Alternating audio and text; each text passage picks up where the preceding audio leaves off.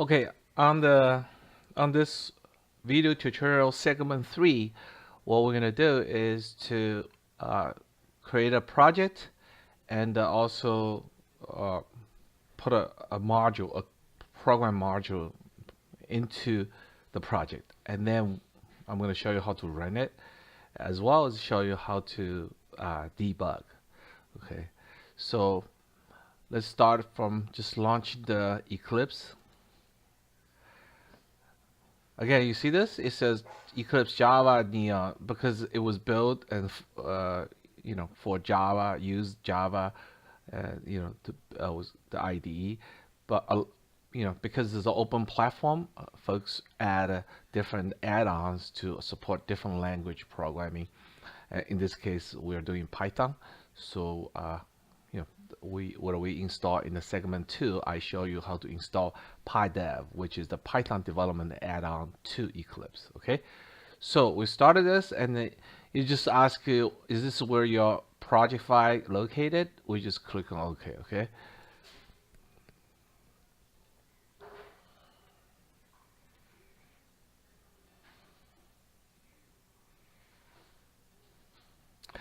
Now remember, in the segment 2, I stopped at the week 1 project. It's a blank object, has nothing. Project has nothing in it. Uh, Let me just delete this so we can start from scratch. Okay. So I'll just delete the project, and I want to delete everything, clean up. So it's gone. So it would be start like this. So when you start it from scratch, so click on the new. Again, it says use PyDev project. Okay. Usually, if it's not used here, because I already created one, so it just put this on the top. If you start from scratch, you wouldn't actually have anything. It would just, the way you do it, you actually come over here new and you do other, right? And you will see here there's a bunch of them here, right? So the only one add on to this is this one. The rest of them will actually come out of the box when you install the Eclipse. This is the PyDev we added to it, right? So you click here. Again, make sure you select PyDev project, not the packages, not the modules. Okay, don't select them. Just select the project, because that's what we use for our class exercise. Okay, so PyDev project. Make sure you select that and click next. Okay, here is where you will enter your project name, and in this case, I will just say week 1. Now, notice that it actually already have the Python interpreter selected already, because I already did it in the segment 1. If you have not done the segment 1, this would you would actually have to literally add a new one to it. Okay, but since I already did it, so you just select the Python, right, and then you click a finish, right? So now just now we're back to what was in the segment 2, where we stopped. You have a blank Python project environment. For the project name is called week 1. Okay, now how do we add a module to the project?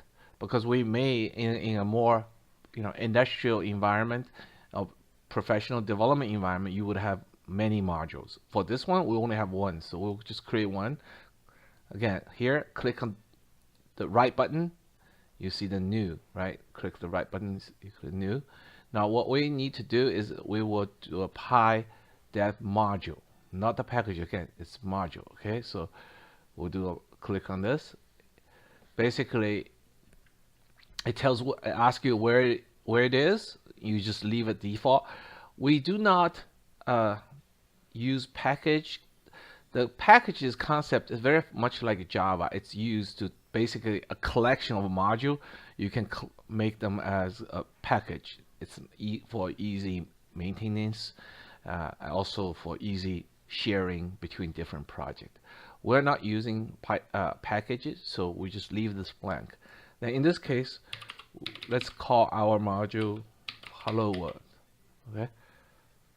Then you click finish. Now keep in mind, because this is a Python module, so the actual physical source code is actually postfixed with the .py. That's the default file name. So the ID understand that's a Python module. So we click finish. These are no need to worry. Just click OK. Templates. The template is used in your source code to kind of put some format into it to help you, so you can do less of typing. In this case, since we're going to start from scratch, we'll just do empty. Okay, so just leave it empty. Again, it's a default choice. Click OK.